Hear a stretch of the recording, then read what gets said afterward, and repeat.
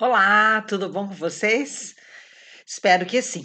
Gente, então nós vamos hoje, continuar o nosso estudo, né, da assistência em enfermagem obstétrica, e vamos então partir já para o pré-natal. Mas a primeira coisa que nós precisamos, né, é do diagnóstico de gravidez. Nós só vamos poder começar a fazer assistência de enfermagem, pensando em pré-natal, é claro, se a mulher estiver grávida. Então o que nós vamos ver na aula de hoje, serão, pelo menos nessa parte agora, né, será a parte que é referente ao diagnóstico de gravidez. Eu sei que vocês estão pensando: "Ai, professora, é só ir lá e fazer um teste". Sim, né, o que nós temos hoje de mais, rápido, de mais prático, inclusive demora faz na hora, né, não chega a demorar minutos. Nós temos o teste rápido de gravidez, né, à nossa disposição, lá à disposição dos pacientes lá na unidade básica de saúde, mas nós vamos discutir, né, alguns outros sinais e sintomas, né, que mostram, que demonstram então, que a mulher está grávida, né. Então é importante a gente conhecer quais são esses sinais e sintomas, e já vamos começar a ver algumas situações, né, que vão acontecendo no corpo da mulher, transformações, né. Depois disso nós vamos ainda ver com mais ênfase e com mais, detalhes, né, as alterações anatômicas e fisiológicas, mas a primeira parte aqui agora é para estabelecer mesmo o diagnóstico da gravidez. Então eu vou diminuir aqui a minha aparição, né, porque isso não é importante, e vamos então começar, a discutir isto. Então, gente, esse diagnóstico da gravidez, né, a gente está bem acostumado a fazer o teste de gravidez, né, tanto que hoje a mulher pode comprar na farmácia o teste, ela mesma vai poder ver o resultado, dá para fazer no laboratório, né, vai no laboratório, faz o teste, e hoje também vai na unidade básica de saúde e a orientação que no acolhimento, né, a partir de uma queixa ou de um relato, né, da mulher, de um atraso menstrual, né, se ela tem atividade sexual, a gente também indaga sobre os cuidados, né, contraceptivos, mas para afastar outro diagnóstico, a gente acaba fazendo ali o teste rápido, né, de HCG. Mas, né, existem também, como eu já falei há pouco, vários sinais e sintomas, certo? Então a gente diz que o diagnóstico da gravidez ele pode ser realizado pela propedêutica clínica, né? Então, pelos sinais que o corpo vai demonstrar, pelos sintomas, né? Pelo que a gestante vai referir, que ela sente, né? Que viu acontecer com o corpo. Também temos o diagnóstico laboratorial, que eu já falei, e também o diagnóstico pelo ultrassom. Tem algumas situações, até para reforço ou quando tem uma dúvida, em muitas situações é feito pelo diagnóstico da ultrassonografia, certo? Então, nós vamos ver com bastante tranquilidade todas essas situações. Eh, eu ressalto, né, e nós vamos falar diversas vezes aqui, né, sobre a importância da captação precoce dessa gestante. O que que é essa captação precoce? É iniciar o pré-natal o mais rápido possível, né. Eu sempre gosto de contar história, para mim a história é a base de tudo, né. Mas assim, gente, para a gente fazer um comparativo, né, então a gente sempre compara, os parâmetros, né, de mortalidade, de morbidade. Então, o que nós temos historicamente, né, epidemiologicamente, eram muitos problemas na gestação, muita morbidade gestacional, muita mortalidade materna, né? Já tivemos bem mais do que nós temos hoje. E uma das justificativas, né, dessas situações era que a mulher demorava muitas vezes para começar o pré-natal, e aí, com isso, ela demorava para ter alguns diagnósticos importantes, Claro que, como consequência, acabava demorando para fazer o tratamento, ou às vezes não dava nem tempo de fazer o tratamento, e isso iria levava com certeza a diversos problemas para a saúde da mulher, para as condições da gestação e infelizmente também para a saúde do concepto, né, do feto ou do recém-nascido. Então, por isso que a gente ressalta, né, a importância de captar precocemente. E o que que é esse captar precocemente?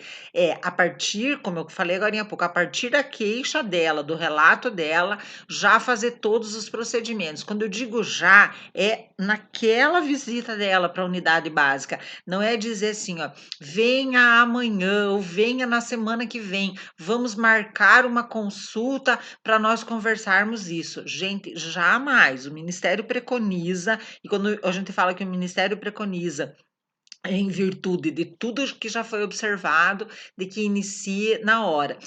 Né, na história, né, antigamente era assim, não existia o teste rápido, né, então nós da enfermagem poderíamos ter a maior boa vontade, mas nós dependíamos do laboratório, certo? Eu trabalhei em época que o laboratório só fazia o exame, com a primeira urina da manhã, só fazia então de manhã, então a mulher morava lá bem longe, tinha que pegar um ônibus, né, um transporte coletivo. Eu digo isso para dizer que ela tinha que pagar um transporte, né, ela ia ter que sair da sua casa, ela já veio hoje, mas ela ia ter que voltar, vamos dizer, amanhã ou depois da manhã, porque ainda dependia da vaga no laboratório para fazer o exame, e ela então tinha que gastar dinheiro, ela tinha que deixar a família, ela tinha que se deslocar para vir e fazer o exame. Posso piorar? Vou piorar. Ainda era assim, não dava o resultado na hora, ela tinha que voltar daqui um dia, daqui 2 dias, né, dependendo da disponibilidade do laboratório, para vir pegar o resultado. Daí ela vinha, pegava o resultado, e aí ela tinha que marcar uma consulta, eh, marcar ainda para um outro dia que, o médico ia fazer o iniciar o pré-natal dela. Gente, e esse tempo, vocês viram quanto tempo eu esqueci de um outro detalhe, very, very important, o laboratório só fazia o exame, o teste de gravidez vocês estão rindo, eu estou rindo porque era ridículo, gente. Só fazia o teste de gravidez se tivesse um pedido do médico, uma requisição do médico, certo? Então vocês conseguem imaginar quanto tempo isso demorava, o quanto que isso retardava o início do pré-natal, e era, gente, eu não estou exagerando, era isso mesmo. E aí então, nós começamos, no início nós começamos com jeitinho, né? Eu não, hoje a gente não ensina jeitinho para ninguém, né? Do tipo assim, ó, o que nós fazíamos era muito mais pelo desespero, que era o quê? Pedia, né? Ninguém escuta isso, tá? Só vocês. Pedia para algum médico um pouco mais legal, né? Deixar algumas requisições assinadas e a gente carimbava, né? Já tinha um carimbo lá para garantir que aquela requisição só ia ser usada para solicitação de exame, para a gente acelerar um pouco, então já não precisava consultar para pedir o exame. Mas ainda assim, por muito tempo nós dependemos da vaga no laboratório, do horário do laboratório, certo?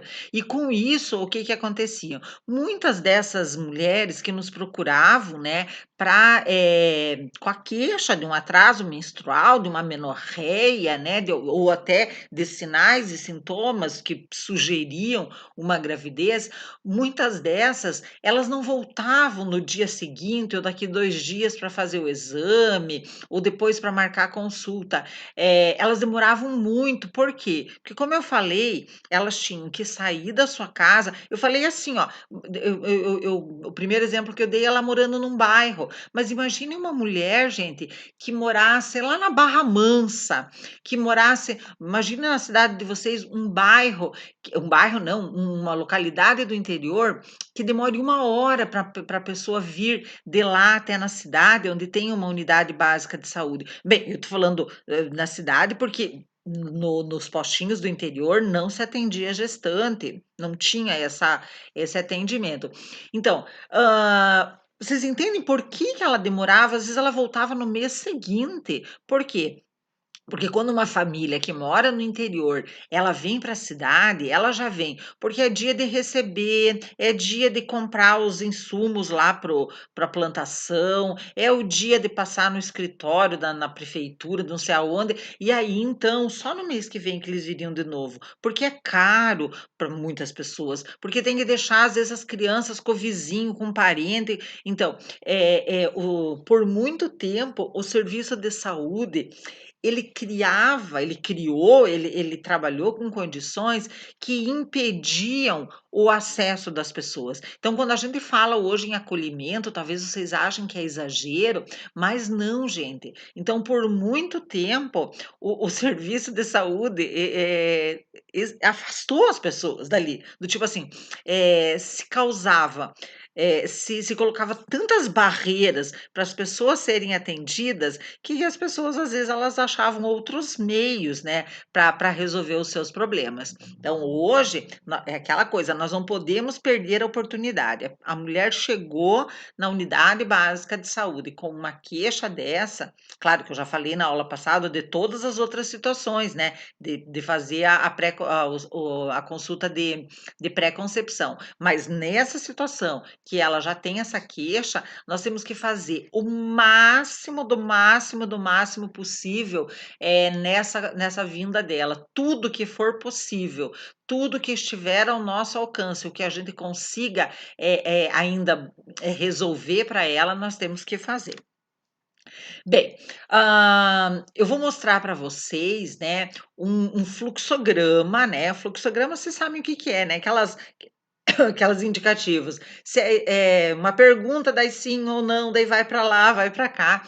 Então nós temos um fluxograma para o diagnóstico da gravidez, e esse fluxograma ele vai chegar no teste de gravidez. Mas eu já vou dizer para vocês que eu vou hoje primeiro falar da parte, clínica dos sinais e sintomas, e calma, nós vamos chegar daí lá no teste de gravidez, porque eu quero conversar também um pouquinho mais com vocês sobre esse teste de gravidez, certo?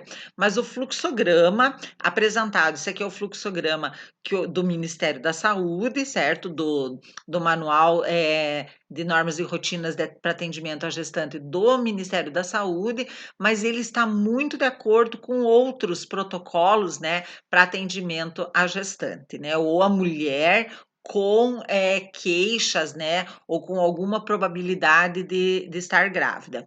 Então ela vai chegar, né, ela chega com uma dessas situações ali, ou com todas, né. Então ela vai falar de um atraso menstrual, que a gente fala de amenorreia, né, falta de menstruação, a menstruação dela veio faz 2 meses, não veio mais, ou, né, não veio no dia que era para vir, ou irregularidade menstrual, né? Essa questão da irregularidade menstrual, nós vamos falar outras vezes, mas eu não posso perder a oportunidade. O que seria essa irregularidade? Ela pode contar assim: eu menstruei faz 3 meses, daí, quando chegou o dia de vir a menstruação, depois de 1 mês, né, não veio. Daí demorou mais uns 20 dias, eu menstruei, mas menstruei um dia só. Daí parou, daí demorou uns dias, daí eu menstruei, de novo, mas também foi um pouquinho de sangue, então a minha menstruação está desregulada. Então tem vários problemas nessa história, né, então, quando ela diz que depois de 1 mês e meio, ela menstruou um dia, né, aí a gente já tem que saber como que a gente vai entender essa palavra menstruou um dia, esse termo. Por quê? Porque para a mulher, todo o sangue que sai via vaginal, ela vai chamar de menstruação, certo? Então, nessa história, provavelmente, quando ela diz que ela menstruou um dia, na outra vez ela menstruou só, mas só sangrou meio-dia, ela não estava tendo menstruação. Muito provavelmente, ela estava tendo perdas de sangue via vaginal, né, e muito provavelmente lá quando, né, há 3 meses foi a última menstruação dela e ela já estava grávida. E aí nós vamos também entender aquelas histórias de mulheres que contam para nós assim, vocês já devem ter escutado: "Eu menstruei até os 5 meses de gravidez". Não, certo? A mulher não menstrua até os 5 meses de gravidez. Ela sangra, certo? É diferente. Por isso, de novo, toda a atenção o mais rápido possível. Por quê?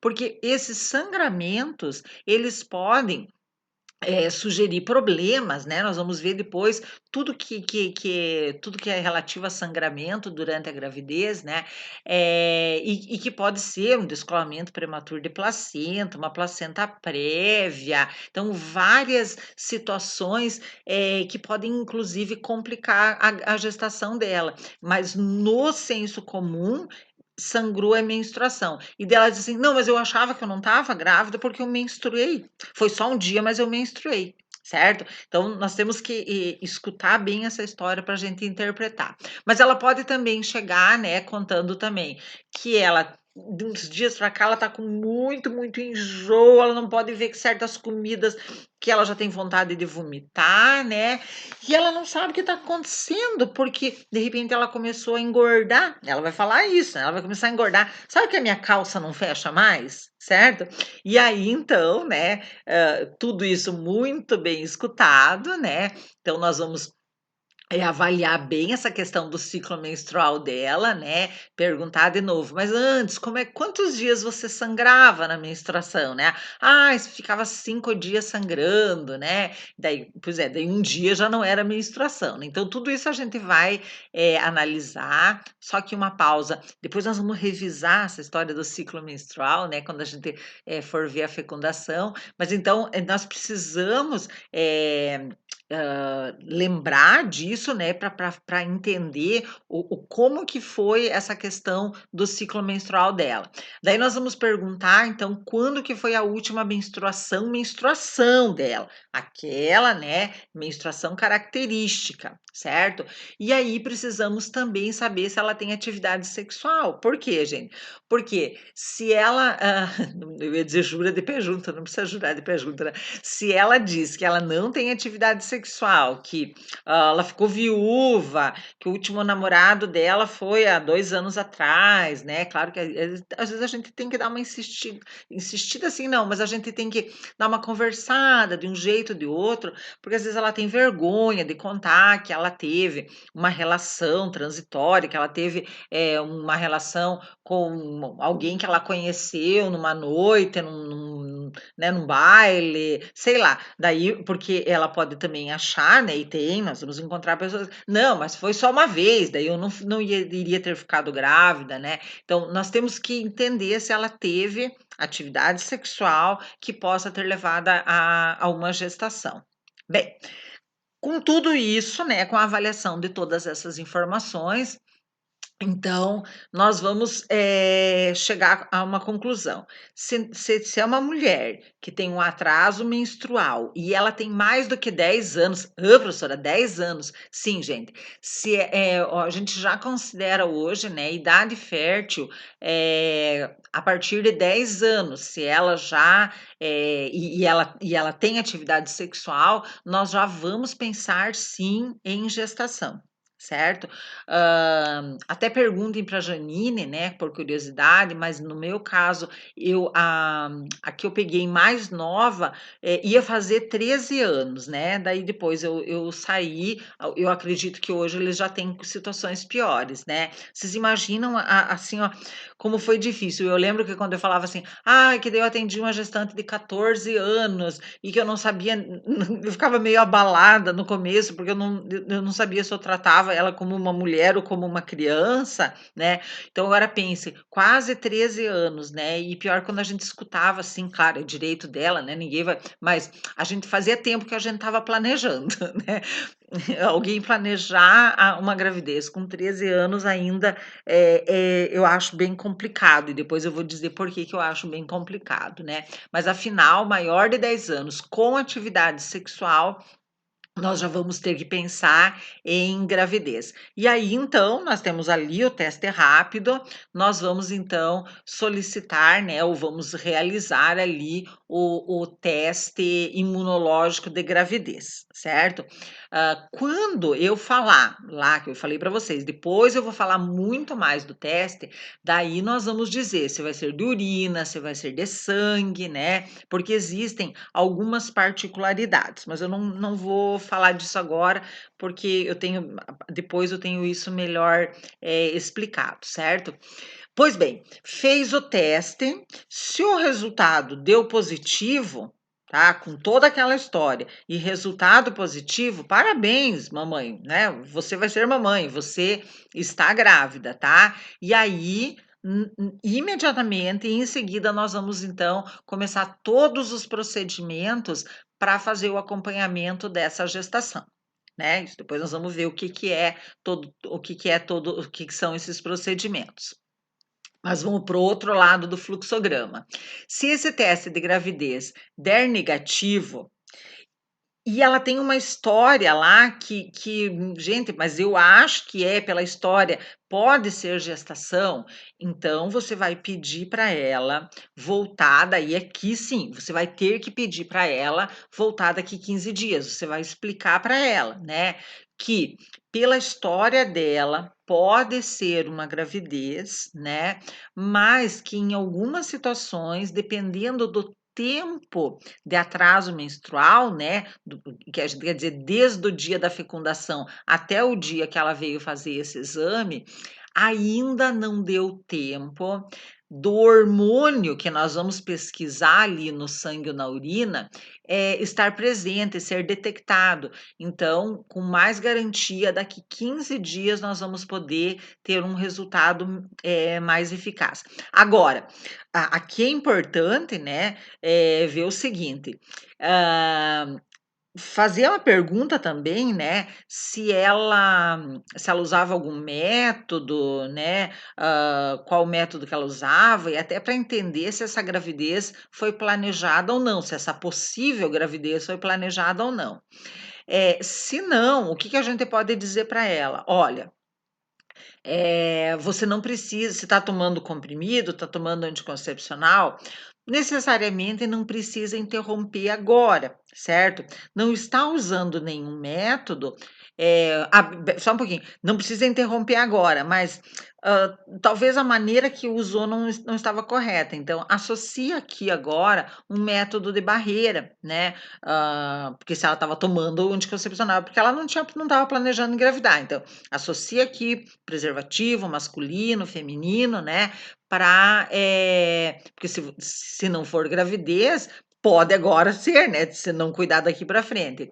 E se ela não usava nenhum método e também, hã, tá vendo que ela não está muito feliz com a história de poder ser gravidez, explica para ela, né, que então até saber se é ou não é o ideal usar, não é ideal começar agora, né, até porque para começar precisa ter um sangramento, né, uma menstruação, o ideal, então é aquela que usa então um método de barreira. Pois bem, se ela voltar daqui 15 dias e daí der positivo, nós vamos então aqui para o outro lado do fluxograma e vamos continuar o que a gente já falou. Se depois de 15 dias, o resultado persistir negativo e ela continuar sem, menstruar, né, se persistir a amenorreia, então vai ter que ser feita uma avaliação ginecológica e clínica para tentar descobrir o porquê que ela está em amenorreia, por que ela não está menstruando. E existe uma série de situações que podem fazer com que ela não menstrue, certo? Ela pode estar anêmica, né, a mulher com anemia, ela pode ter amenorreia, ela pode estar desnutrida, isso também e aí geralmente a desnutrição acaba sendo associada com anemia, isso pode levar à amenorreia. Ela pode estar passando por um estresse ou ter passado por um estresse muito grande e ela pode então não ter ovulado, né, e aí deu, né, e não ter ovulado porque teve um distúrbio hormonal por conta do estresse, pode causar amenorreia, ela pode ter um outro distúrbio hormonal, né, um problema na hipófise, um problema de tireoide, então são várias situações, ela pode ter, eh, né, uma infecção, mas afinal, aí sim, o ideal até é marcar daí uma consulta com o ginecologista, certo? Ou com um clínico geral ali da unidade básica de saúde, para assim começar então todo um rastreamento, certo? Para descobrir por que que ela está em amenorreia, certo? Então esse é o fluxograma que é preconizado, então, para nós, determinarmos a gravidez ou não. Mas, como eu falei para vocês, nós vamos trabalhar hoje um pouco mais na parte clínica, né, dos sinais e sintomas, da gestante, tá. Então os sintomas ela vai referir, né, ela vai contar ali na anamnese e também os sinais nós vamos então, detectar pelo exame físico. Pois bem, eh esses sinais e sintomas, eles são divididos, né, assim, ó, didaticamente, eu sempre gosto de dizer que é didaticamente, porque às vezes eles meio que se confundem, então, nós vamos encontrar na bibliografia, 3 tipos de sinais e sintomas, né. Primeiro, os de presunção. Segundo, os de probabilidade e terceiro, os de certeza, certo? Então, o que que seriam os sin nó nós vamos ver sintomas e daí vamos ver sinais, né. Mas então o que seriam os sinais e sintomas de presunção? São aqueles, em que, levam assim, ó, a uma sugestão, né, a um "eu acho que" pode ser gravidez, certo? Então, quando a gente fala de sintoma, né, agora só sintoma de presunção, então vão ser aqueles que, que a mulher vai relatar, né, mas não conforme a gente for ver depois quais são, nós vamos ver que eles podem também estar associados a outras situações, certo? Só que aqui nós sempre vamos então pensar na coisa do ela está em amenorreia, ela tem atividade sexual, ela usava algum contraceptivo, então essas informações é que vão balizar a análise dos sintomas que nós vamos ouvir, então, essa gestante relatar, certo? Então, como eu falei ali, ó, como eu falei que eles podem sugerir outras situações, né, a gente não pode, só com esses, sintomas e sinais que eu vou falar, garantir que ela está grávida, né. Então nós vamos precisar de outras informações. Então, uma das queixas, né, sim, da grande maioria das mulheres quando engravidam, é a o que a gente, né, chama, né, tecnicamente de êmese gravídica, né, que seriam náuseas e vômitos, né. Então, quando ela tem náuseas e vômitos e está grávida, a gente diz que é êmese gravídica, tá. Então, para muitas pessoas é o primeiro sinal, às vezes ela nem é o primeiro sintoma, né, ela sinal, sintoma, né, porque vai vomitar é um sinal também, se ela vomitar, mas, e a náusea é um sintoma.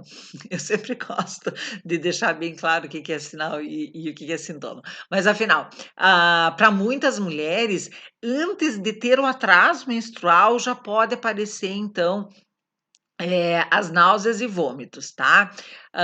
E ali tá lembrando, né, que pelo menos 50% das gestações, então a metade das mulheres grávidas vai ter, essa queixa, né, vai sentir, náuseas e pode vomitar, certo. E por que que às vezes ela começa a sentir antes do atraso menstrual? Porque muitas vezes, né, as náuseas, principalmente, elas iniciam na segunda semana de gestação. Na segunda semana de gestação, a mulher não sabe ainda que a menstruação dela vai atrasar, ela não sabe ainda que ela vai ter a menorreia, né. E também, né, de forma geral, esses sinais e sintomas, eles vão, diminuir, né, bastante lá entre 13 e 16 semanas de gestação. Então nós vamos ver que essa queixa é uma queixa de início de gestação, né, do primeiro trimestre, começo do segundo trimestre. Depois ela vai isso vai ser substituído por outras queixas, né. Por quê? Por que que a mulher sente náusea e às vezes até vomita, tá? Por quê? Porque depois de ter a fecundação, né, depois nós vamos relembrar a história dos hormônios, mas uma das coisas que acontece é um aumento do estrogênio.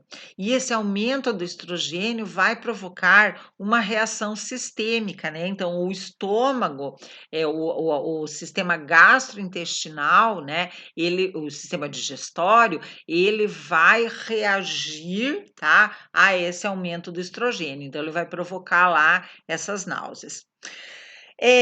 Na grande maioria das gestantes, né, isso é um desconforto apenas, é aquela coisa que a mulher fica assim, ela não quer comer, ela acorda, geralmente essas náuseas elas acontecem mais de manhã cedo, logo que ela levanta, não vou falar muito nisso que depois nós vamos falar especificamente sobre essas queixas e o que fazer, mas então na maioria é assim, bem susse. Só que, em algumas mulheres, isso se dá de uma forma muito mais severa, tá, e aí nós vamos chamar de hiperêmese, tá. Então, êmese, são as náuseas e vômitos normais, normais com pouca, intensidade. Agora, uma hiperêmese, né, uma hiperêmese, hiper é muito, é quando a mulher ela vomita muito, ela não consegue botar um gole de água na boca que ela vomita.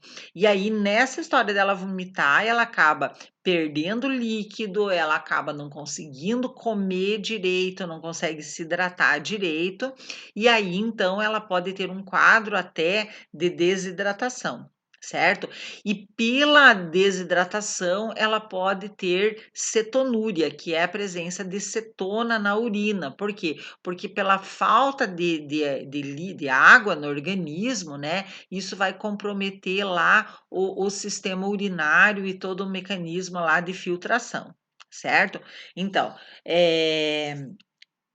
isso tem que ser bem avaliado, então ela tem que ser, de novo, essa queixa dela tem que ser acolhida, né, quando eu digo tem que ser bem acolhida, porque assim: "Ah não, isso é comum, toda mulher grávida tem". Gente, não é nada não tem nada pior, né, e a gente tem que cuidar bastante do que a gente não dá valor para a queixa do outro, né. Não interessa se toda mulher tem náusea, essa mulher, ela é a única, tem que ser a única naquele atendimento. Para ela, essa é a gestação. Então, ela quer também atenção. E aí nós temos que dar essa atenção do tipo assim, até para nós investigarmos como que é, se é uma êmese ou se é uma hiperêmese, para que a gente possa fazer a assistência de enfermagem adequada, certo? Então, temos que valorizar todas as queixas da gestante porque nesse caso da hiperêmese,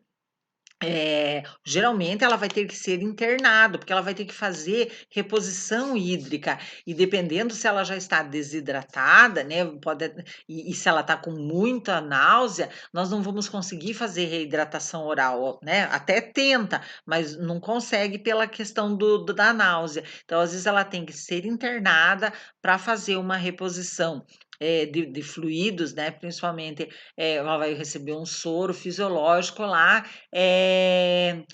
por via venosa, né.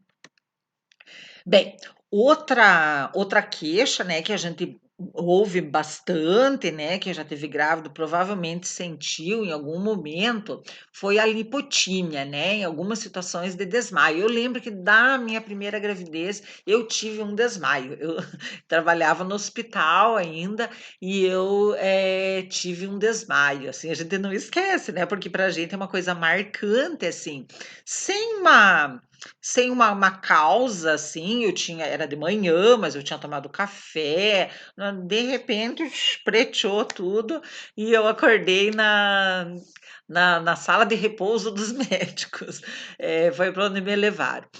Mas afinal, né, é um desconforto também esperado, né, e também além do de ela às vezes ela não precisa de chegar a ter o desmaio, mas ela pode ter uma hipotensão postural, então ela vai ter uma tontura, né, e vai, se sentir mal. Então, esse tipo de desconforto, ele é mais característico do segundo e terceiro trimestres da gravidez. Mas como eu falei no começo, isso não é lacrado, assim, gente, que, não tá no primeiro, então não, às vezes começa, às vezes está ali no limite, né, de trimestre. Bem, o que que acontece na hipotensão postural ou, ortostática, né, que é aquela mudança brusca que a gente faz de posição, e aí aquilo, pode causar, então, uma tontura, né. Então, a pressão sanguínea, a pressão arterial, ela vai baixar subitamente, tá, principalmente se estava deitada e levanta rápido, estava sentada e levanta rápido. Por que que isso acontece, né, principalmente na mulher grávida? Porque o útero, né, depois nós vamos ver que o útero ele vai crescer, né, porque o embrião, primeiro o embrião, depois o feto, ele está crescendo, ele está aumentando de tamanho lá dentro. E aí, com isso, esse útero, né, ele vai começar a pressionar, né, os órgãos, as estruturas que estão em volta, né, que estão em torno desse útero. E uma das estruturas que pode ser comprimida é a veia cava ascendente, né, que está lá, vocês lembram da anatomia, ela está lá abaixo do útero. Então, ah, essa veia cava, ela vai ser comprimida, tá, vai diminuir a perfusão, né, então é a ascendente, vai diminuir a perfusão sanguínea, e isso pode gerar, então, um desconforto, certo? A lipotímia, tá? Então, que é o desmaio, que é a perda dos sentidos, ela vai desmaiar, mas ela vai continuar respirando, tá tudo normal, certo?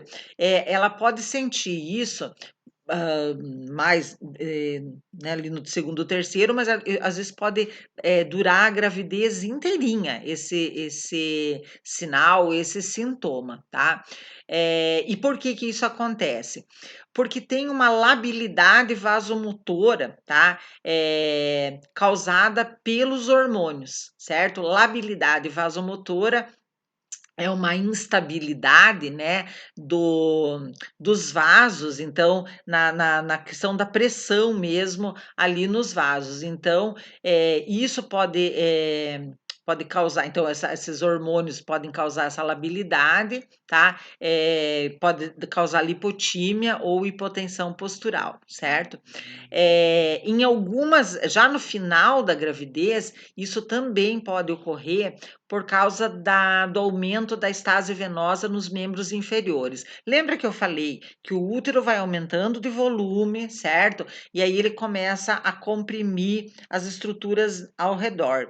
E quando, no final da gravidez, ele está muito volumoso, então isso vai dificultar o retorno venoso, né? Provocando então uma parada, né, sanguínea nas veias, porque eh, vocês devem lembrar, né, que os vasos, que as artérias, elas são elásticas e as veias não, né. Então as veias vai depender do fluxo do sangue para fazer esse retorno. E aí ele vai estar, subindo, né, dos membros inferiores para cima, ele vai estar subindo, contra uma força que é a força do útero que está, pressionando para baixo. Então, depois nós vamos, né, ver em outra aula que, no final da gravidez nós vamos observar uma maior incidência de edema, tem maior chance de desenvolvimento de varizes, né, Tudo isso por causa da estase venosa, que acaba também, repercutindo e causando então a lipotímia e a hipotensão postural, certo? Quais são os sinais e sintomas de uma hipotensão postural, né, de que ela que baixou a pressão dela por causa da postura dela, por causa da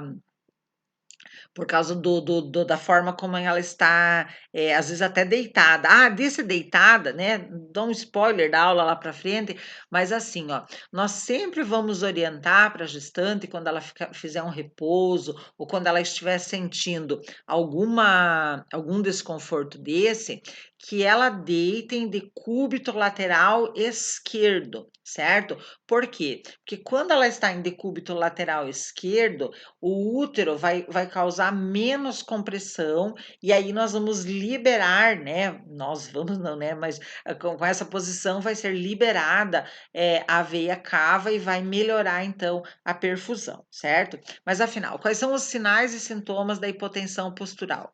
Palidez, né, palidez, por quê? Porque o fluxo sanguíneo está diminuído e aí onde que sente na parte mais superficial da pele, né, onde tem os capilares, onde tem mais dificuldade, é mais longe, né, da corrente sanguínea. Sensação de tontura, né, como eu já tinha falado, uma tontura, por quê? Por causa também da perfusão no cérebro. Sensação de desmaio, falta de ar, taquicardia, por quê? Porque o coração vai tentar compensar, né, essa essa essa hipotensão, náuseas, também em decorrência da tontura, pele úmida e fria, também pela diminuição da perfusão, e suor, certo? Então, esses são os sinais e sintomas da hipotensão postural. Também pode ser, aqui ficou tudo colorido, né, eu achei tão bonitinho colocar colorido, mas afinal, outros sinais, e outros sintomas, né, que ela vai, referir então são cialorreia, que é o aumento da salivação, tá? Então, isso acontece, né, já é um sinal fisiológico, né, da gestação, tem explicação, porque se vocês lembrarem lá do sistema digestório, né, a digestão começa na boca, certo? E aí então, a ptialina, ela vai começar a digestão, principalmente dos carboidratos, e aí, então, a produção de saliva é para ajudar, né, nessa gestação, nessa digestão. E quem vai, né, dar o aviso lá e vai aumentar a celorreia são os hormônios. Aumentar a celorreia, não, aumentar a produção de saliva, né? O aumento é a celorreia. Então, são os hormônios estrogênio, progesterona, né? Que são os que aumentam lá depois da fecundação, e o HCG, né? HCG, que é HCG? O HCG é a gonadotrofina coriônica, certo? Que vai ser produzida só se a mulher engravidar. Depois nós vamos falar mais sobre a gonadotrofina coriônica, que é a que vai, então, aparecer lá, né, no sangue ou na urina e demonstrar que a mulher está grávida. Então, geralmente é a cialorreia, né, que é o aumento da salivação, eu vou ficar insistindo, porque com certeza vai isso aparecer na prova, e aí eu quero saber se vocês sabem o que é a cialorreia. Ela aparece em torno na quarta semana ali, né, então, quando a mulher já tiver chegando ali perto do atraso menstrual, ela já vai, sentir então esse aumento da produção de saliva. Outra situação que é bem característica também, né, são alterações do apetite, e essas alterações, aquela coisa assim, ó, não consigo comer, não consigo, não, sabe, não passa nada, e eu era louca de comilona, ou o contrário: "Gente, eu tenho com vontade de comer tudo, eu tô com uma fome absurda", né, então isso é a alteração. Outra situação, aversão a certos odores, né. Então, de repente, a mulher lá é a cozinheira da casa, ela não consegue, ela começa a cozinhar, meu Deus, ela tem que sair da cozinha que ela tá mal, mal, mal. Isso também, geralmente, é uma das, né, das coisas que ela vai observar já no início, uma das primeiras coisas, e às vezes essa aversão pode produzir náusea mesmo e até vômito, né. A náusea matinal, que eu já falei para vocês, né, o enjoo matinal, que é bem característica, geralmente ele é de manhã cedo, ele é quando a mulher acorda, ela vai dizer: "Eu acordo, já acordo enjoada", depois vai melhorando durante o dia.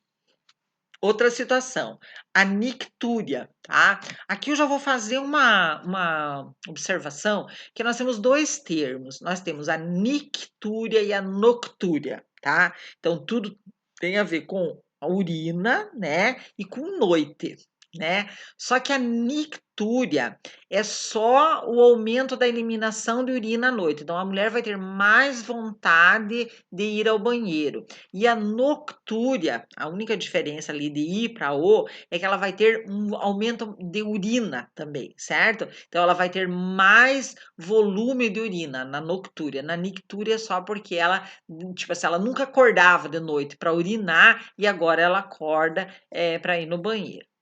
Ah, então, e a noctúria ela vai aumentar o volume urinário, certo? Então, a nictúria aumenta a eliminação, tá? Coisa que antigamente não incomodava ela, né? A bexiga ia enchendo e isso não incomodava, de repente agora ela tem que levantar para fazer xixi. Depois nós vamos ver que é por quê. Ela produz a mesma, na nictúria, ela produz a mesma quantidade de urina, só que como o útero está aumentando e ele está ali pertinho da bexiga, ele vai comprimir, certo? Mas depois a gente vai ver melhor isso. Fadiga, né? Cansaço. Gente, ela vai dizer: "Eu era tão disposta, agora, meu Deus, uma preguiça", né. Sonolência, tá. Agora eu me lembrei da minha segunda gravidez, eu estava na praia e minha menstruação era totalmente desregulada, então eu estava assim, ó, perdida, né, porque eu tinha um problema hormonal bem sério de tudo desregulado, meus hormônios, e aí eu só queria dormir naquela praia. Ah, eu só queria dormir, só queria dormir. Cheguei da praia, a menstruação não veio, né, atrasou, fui fazer o teste e eu estava grávida. Daí eu já me lembrei, aquela sonolência, né, porque a gente, né, depois que a gente diz, mas estava lá, estava escancarado, né, o sintoma. Outra situação são alterações psíquicas, alterações mais de humor, né. E aqui, ó, eu coloquei ainda ali, ó, variáveis na dependência da gestação ser desejada ou não. Do tipo assim, mas ela queria muito ficar grávida, mas ela tá que não dá para olhar para ela tá braba, ela só chora. Daí às vezes o pessoal confunde assim, ó, ué, mas ela não queria estar grávida e só chora, será que não? Então, não é que ela queira chorar, ela não tá nem chorando de triste às vezes, ela não tá braba porque ela é ruim, é porque a mudança hormonal, sempre vamos lembrar, né, gente?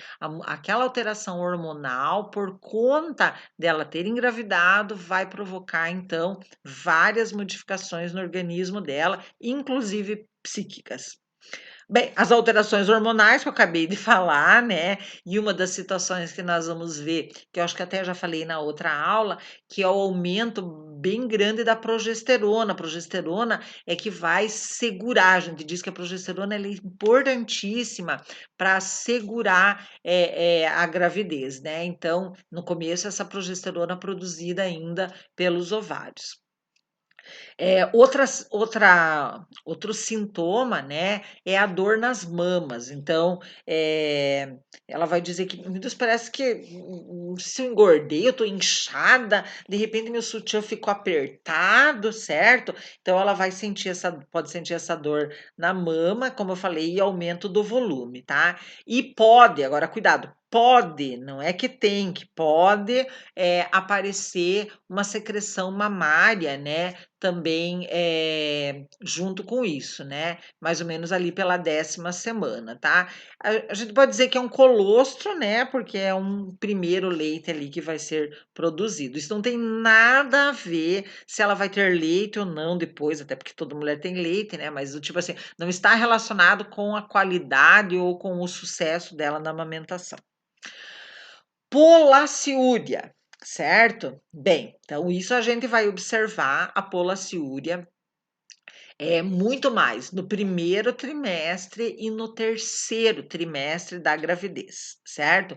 Isso também, está ligado, né, à questão, de várias transformações, de várias modificações que acontecem no organismo da mulher, né, mas assim, ó, o que nós temos que, né, vamos depois ver melhor, e eu já adianto para vocês agora, é que existe um aumento na filtração glomerular, né, na taxa de filtração glomerular.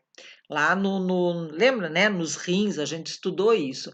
E aí vai aumentar a produção de urina, então vai ser produzido muito mais urina, por isso polaciúria, né, maior produção de urina. Então a mulher vai muito mais ao banheiro, tá, pela questão, da compressão, ela vai ter mais vontade de urinar, e agora aqui pela quantidade maior de urina produzida, ela vai então urinar mais. E agora aqui aparece a noctúria, então, que ela vai levantar, né, pode levantar mais vezes durante a noite para ir no banheiro, só que agora é porque ela vai ter maior produção de urina, certo? Então, como eu falei, os sintomas de frequência da frequência urinária, né, do aumento da frequência urinária, da noctúria, às vezes até incontinência urinária, né, a incontinência urinária, ela é muito mais observada lá no final da gravidez, tá, elas podem iniciar no primeiro, mas elas vão aumentando, né, ao longo da gestação, tá, e depois elas vão voltar ao normal. Claro que, né, depois também nós vamos falar que é o seguinte, a queixa urinária, sempre nós vamos, ouvi-la, né, nós vamos respeitá-la, nós vamos acolhê-la, e aí, dependendo se nós já em que pé do pré-natal nós estamos, nós vamos associar essa queixa urinária com o resultado do exame de urina. Porque também ela pode dizer que ela tem, que ela: "Ah, eu não consigo, eu vou no banheiro o dia inteiro", e dizer: "Ah, não, isso aí é polaciúria, isso aí é normal, isso é fisiológico, é esperado".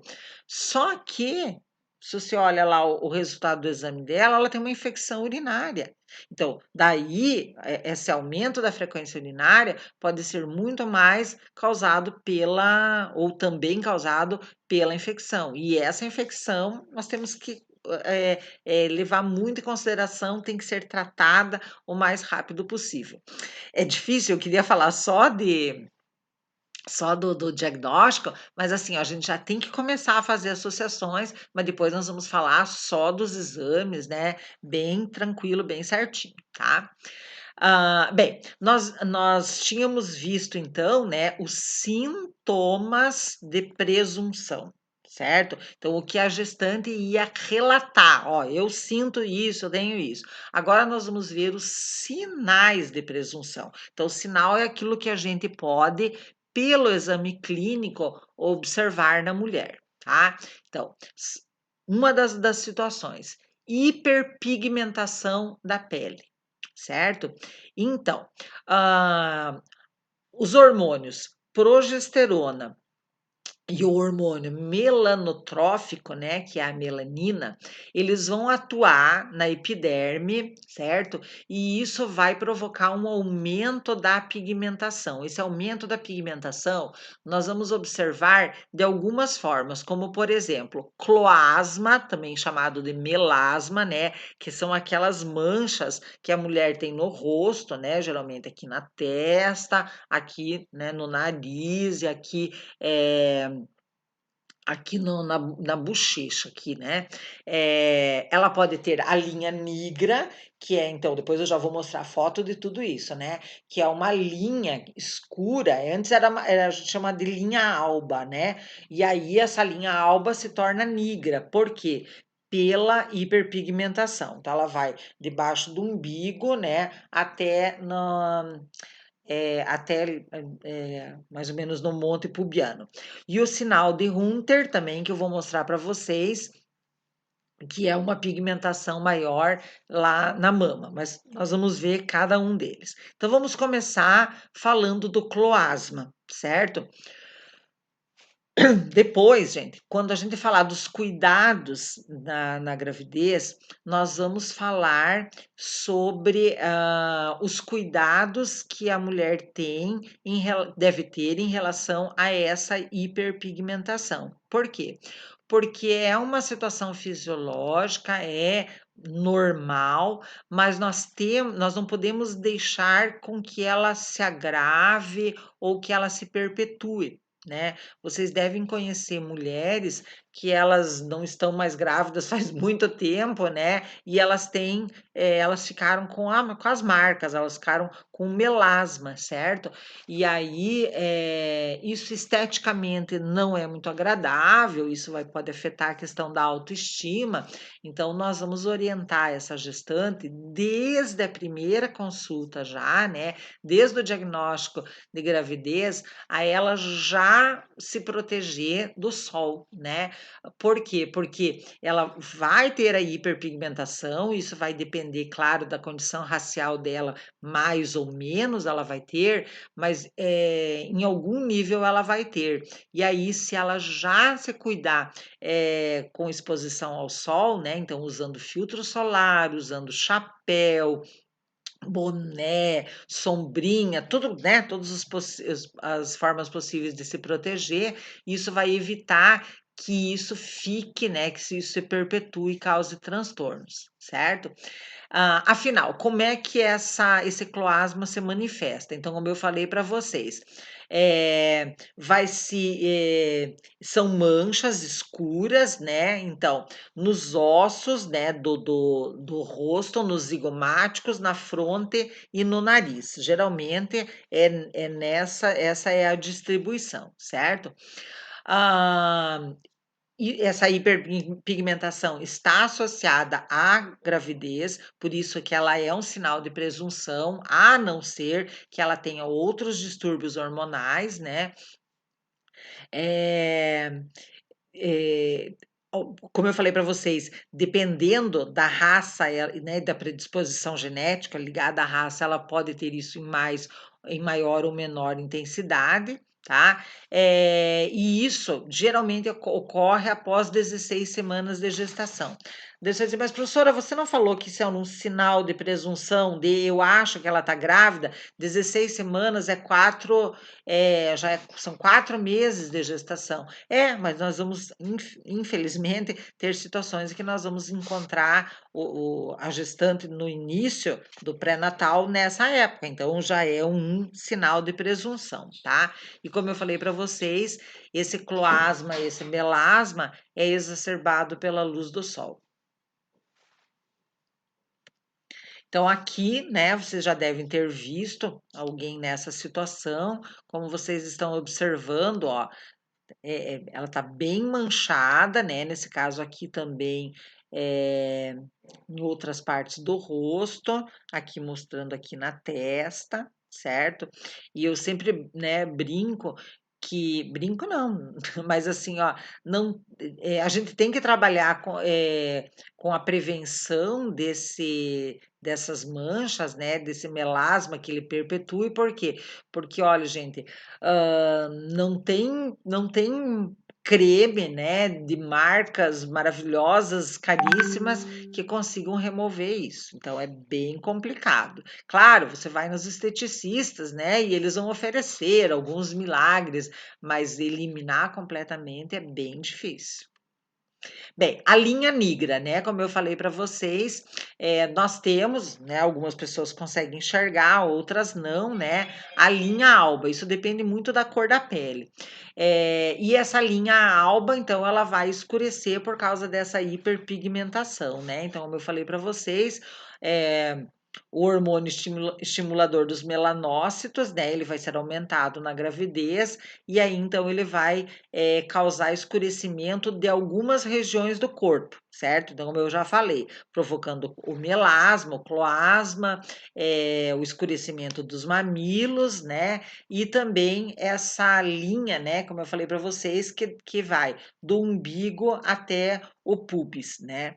Ah, e aí, tem mulheres que a linha negra fica para sempre, do tipo assim, ó, diminui, clareia um pouco, mas não desaparece completamente, tá? Então aqui também, e aqui o interessante, ó, mulheres com cor de pele diferente, certo? Mostrando que a intensidade varia dependendo da cor da pele, mas em todas nós podemos ver, né? Então, a gente diz que ela é para baixo do umbigo, mas em algumas situações, né, ela acaba escurecendo para cima também, né. Bem, continuando ainda, né, com os sinais de presunção, certo? Nós temos, eu tinha falado antes, né, do sinal de Hunter, vou pular aqui, depois eu volto para o Haller, né, mas o sinal de Hunter que eu tinha dito para vocês que era a hiperpigmentação da areola e dos mamilos. Então, também, né, essa área ali da pele, ela vai sofrer mais a ação dos melanócitos, os melanócitos vão sofrer mais a ação dos hormônios, por isso que então essa pele vai escurecer, então ela vai ficar muito mais escura, né? Então a areola, né? Todo mundo sabe que é a areola, depois eu vou mostrar ali no desenho, na figura, e os mamilos também. Isso é chamado sinal de Hunter. E aí tem a rede de Haller. Meu Deus, professora, quanto nome! Pois é, gente, eu não posso fazer nada, fui eu que inventei, né? O que é a rede de Haller? A rede de Haller é o aumento da visibilidade da circulação venosa das mamas, tá? Então, claro que existe uma circulação venosa nas mamas, mas com o aumento do volume mamário ali, que a gente viu, né, que é um dos sinais também, ah, do aumento do volume, tudo isso faz com que, e também já como preparação para as outras transformações que vêm, inclusive para a produção de leite, drenagem das mamas, né, do aumento do músculo também ali, das glândulas mamárias, então vai acabar aumentando essa circulação venosa das mamas, e aí a gente pode enxergar, a gente chama de rede de Haller, porque a gente pode ver, é como se fosse uma rede, né, de vasos sanguíneos, que não era visível antes e que passa a ser bem mais visível agora. Outro sinal de presunção também está ali perto da areola, tá? Que é o espessamento do tecido da areola, e nós vamos encontrar, todas as mulheres têm, né? Os tubérculos de Montgomery. Os tubérculos de Montgomery, eles são como se fossem umas bolinhas, né, pequenininhas que tem ao redor da areola, cuja função é lubrificar a areola, certo? E aí, esse espessamento, né, do tecido da areola faz com que esses tubérculos de Montgomery fiquem muito mais visíveis. Então, é como se a mulher tivesse não chega a ser uma espinha, não, porque é bem diferente de espinha, não foi um bom exemplo, Isabela, ai, não sei o que dizer agora, perdi a palavra, mas são umas bolinhas brancas, depois vocês vão ver ali na fotografia. Então, esses são os tubérculos de Montgomery, tá? E geralmente eles aparecem entre 6 a 8 semanas de gestação. Então, vamos lá, vamos ver aqui. Essa foto não tá das 10 melhores, mas foi a que eu consegui, tá, gente? Então, o sinal de Hunter é aqui, ó. A areola, ela fica maior inclusive, maior e mais pigmentada, né, então a areola é isso aqui, o mamilo é essa parte aqui, então tanto o mamilo quanto a areola ficam bem mais pigmentadas, né, mais escuras, aqui também. Os tubérculos de Montgomery, tá, são umas bolinhas, ó, que ficam aqui em volta, certo? Que elas vão ficar muito mais, evidentes então, na gestação. E a rede de Haller, então, aqui também tá, mas dá para ver, se a gente fizer um esforço, né, aumento aqui da vascularização que a gente consegue enxergar. Então, essa rede de vasos sanguíneos. Isso é a rede de Haller, ok? Bem, ainda falando dos sinais de presunção, tá? A mastodinia, tá? Aquilo que eu já tinha colocado antes, né? Que é o aumento do volume e a hipersensibilidade das mamas. Então, a mulher vai ter uma queixa, né? De uma dor, né? De um desconforto nas mamas, tá? Então, isso pode variar de mulher para mulher. Tem algumas que vão referir um formigamento e outras vão dizer que tem dor mesmo, do tipo assim, ai, não encosta, sabe? Isso depende. Por quê? Porque as pessoas, inclusive, têm os limiares de dor são diferentes, temos que respeitar, né? De novo eu falo isso, certo? E aí, então, por que que isso acontece? Por causa das mudanças hormonais. Então, se a mulher está mesmo grávida, isso já vai ter um aumento da prolactina, né? A produção de leite,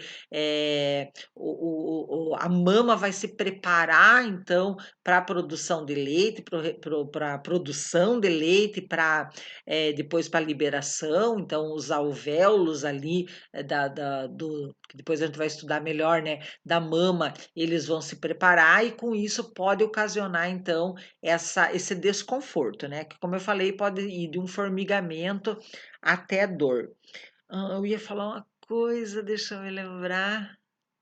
Daqui a pouco eu me eu ia lembrar o seguinte, já eu ia lembrar não, eu ia falar o seguinte, ah, em algumas situações, né, gente, isso não é gravidez, esses sinais podem acontecer por outras situações. Aqui, ó, gente, ah, o volume e a hipersensibilidade das mamas, inclusive a secreção do colostro, eles podem ser resultado de um problema lá na hipófise, a mulher não está grávida, mas a hipófise começa a produzir prolactina, sem, sem causa relacionada com gravidez. Então, esse é uma das situações em que a mulher tem o sinal, né, de presunção, que poderia, mas ela está menstruando normalmente, ela usa um contraceptivo, então dizer, então não é nada. Não, não é normal, né, estar com essa situação. Então também isso vai ser encaminhado para procurar, para fazer outros exames para detectar o porquê dessa situação, né, de hipersensibilidade, até de secreção de colostro.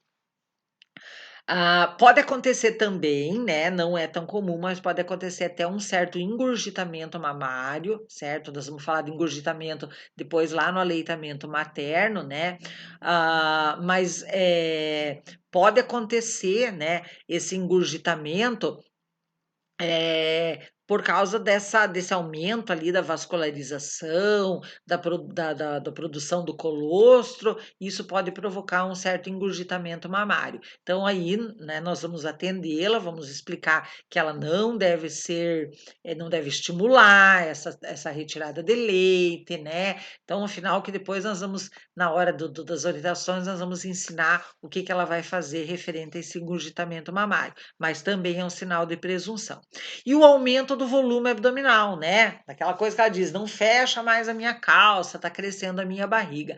Professor, então isso é certeza de que ela tá grávida? Não, certo? Por quê? Porque ela pode ter um aumento do volume abdominal por um mioma que ela tenha no útero, por alguma outra situação, né? Por uma outra por uma infecção, por uma ascite, por uma qualquer outra situação que também provoque o aumento do volume abdominal. Claro, com aquela história, né, amenorreia, atividade sexual, daí claro que deu um aumento do volume abdominal, vai sugerir mesmo, vai ser um sinal de presunção. Tem um outro sinal que é chamado de sinal de Chadwick, tá? Que ele é o quê? Aí é exame também físico, né? Nós vamos observar então que a vulva, a vagina e até o colo do útero, eles ficam arroxeados. Por quê? Porque aumenta a vascularização de toda essa área e com isso, então, vai passar a ter uma cor mais roxa, mais violácea, certo? Ele também é um sinal de presunção de gravidez.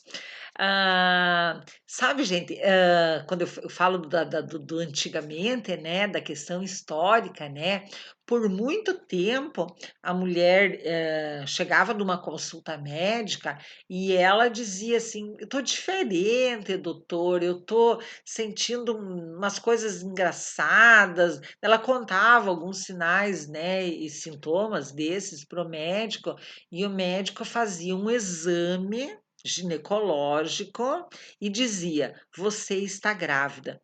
Vocês já devem ter visto até em filme isso, né?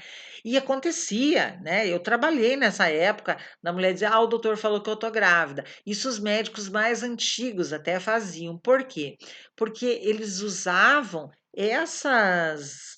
esses sinais que eu estou falando para vocês e outros que eu vou mostrar ainda, né? E esse sinal de Chadwick era um, ele fazia um exame ginecológico, né? Ele observava a vulva, a vagina e o colo do útero, né? Além de também fazer o toque, depois nós vamos ver que com o toque também dá para ver, ou fazia exame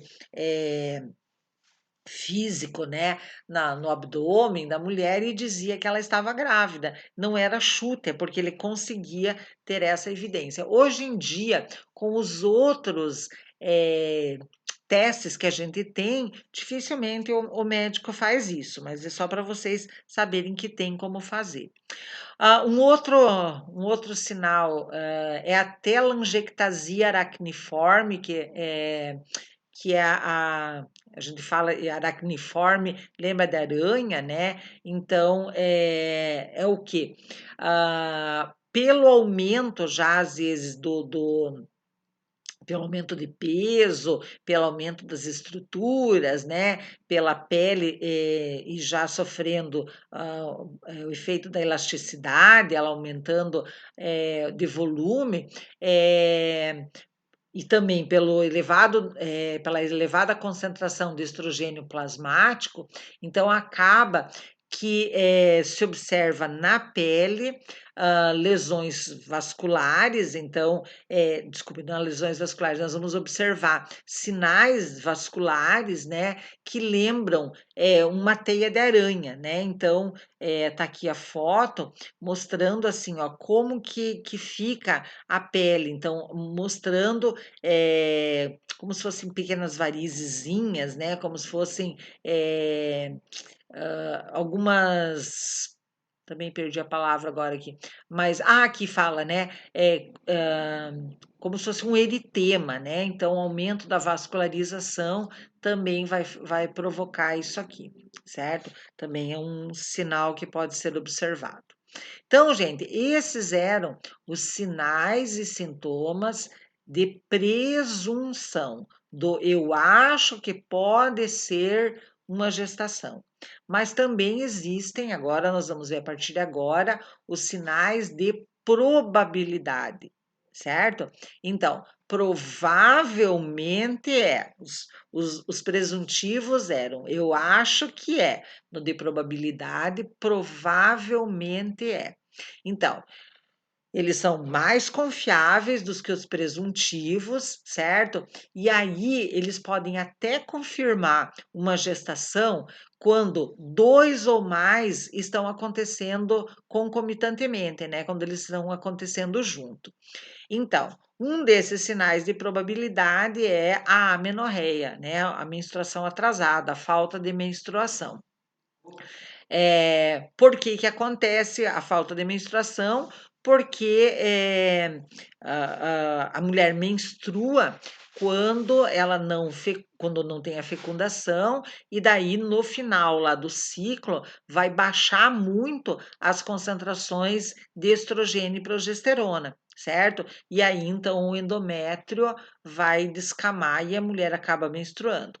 Quando a mulher quando tem a fecundação, né, lá na metade do ciclo, vai manter os níveis de estrogênio e progesterona, certo? E aí a mulher não vai menstruar. Por isso que eu digo, né, eu falei no começo da aula, não tem como ela dizer assim, eu menstruei até 6 meses. Não, porque a partir do momento que que ela ficou grávida, ela não menstruou mais. Então, ela pode ter tido um sangramento causado por outra coisa, já falei para vocês, mas não é a tal da menstruação mesmo, que é a descamação do endométrio pela baixa do estrogênio e progesterona. Se baixasse o estrogênio e progesterona para ela sangrar menstruação, nem conseguiria manter a gravidez, né? E aqui só lembrando, né, que esses hormônios são produzidos pelo corpo lúteo, mas depois nós vamos fazer um recordar é viver sobre essa parte aqui dos hormônios. Bem, outro sinal de probabilidade, né? A gente já falou de presunção, que era o aumento do volume abdominal, mas aqui também. Então, continua, né? O aumento do abdômen ele pode ser considerado também um sinal de probabilidade. Então, a partir do terceiro mês já tem esse aumento do volume. Só que eu lembro, né? Eu já tinha falado antes, né, de outras situações que podem causar o aumento do abdômen. Então, eu falei de ascite, eu falei de mioma, né? Na verdade, o mioma é um tumor benigno, mas é considerado um tumor, ou pode ser também um tumor maligno, né? Uterino ou um tumor pélvico, tudo isso pode causar o aumento do abdômen. E a obesidade também, né? Tá engordando, tá comendo um boi por dia, claro, vai aumentar o tamanho do abdômen, né? E aqui agora um outro daqueles sinais, né, que podem ser observados por um exame físico, que é a alteração do tamanho, da consistência e da forma do útero, né? Então é isso que eu digo, que os médicos antigos eles usavam muito mais as mãos, eles usavam muito mais a destreza deles de fazer o exame físico. E aí eles, no exame físico, eles já conseguiam dizer se a mulher estava ou não grávida, né? Então, aqui mostrando, né, que o útero não gravídico ele tem essa forma e o útero gravídico ele fica mais globoso, né? E esse sinal aqui, ó, que ele pode ser observado por um toque, por uma palpação aqui no fundo de saco, né? Vocês já estudaram lá em ginecologia, né? O fundo de saco vaginal. Então, isso é chamado sinal de Noble Budin, certo?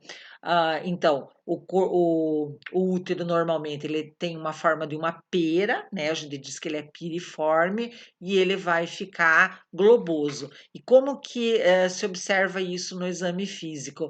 Ah,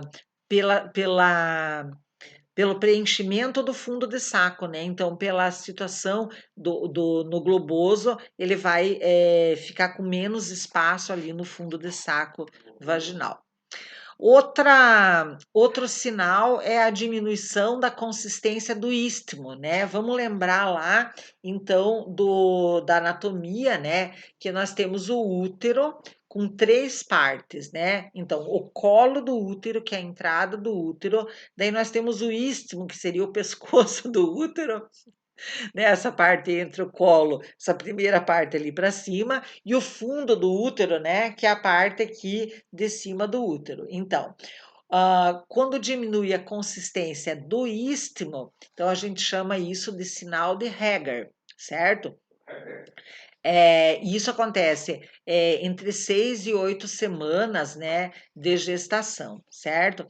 Então, por que que acontece esse amolecimento? Por conta do estrogênio e da progesterona. Então, também, né, dá para ver aqui nesse esquema que isso pode ser observado, então, num toque vaginal. Então, claro, precisa ter destreza, precisa saber fazer, mas observa, então, coloca o dedo ali, vai palpar o útero e vai observar então de que o istmo está mais amolecido, certo? Ah, temos mais sinais, né? Temos quando eu falei agora do sinal de Chadwick também, o aumento da vascularização da vagina, do colo e da vulva também é chamado de sinal de Jacquemin-Kluge, certo? Então, isso pode ser observado visualmente, né? E ele tem a ver com a coloração arroxeada, né? Ele é um outro nome do sinal de Chadwick, certo? E tem o sinal de Kluge também, que vem depois da 8ª semana também, que ele é a coloração arroxeada do colo do útero. Na verdade, os dois juntos são chamados de sinal de Chadwick.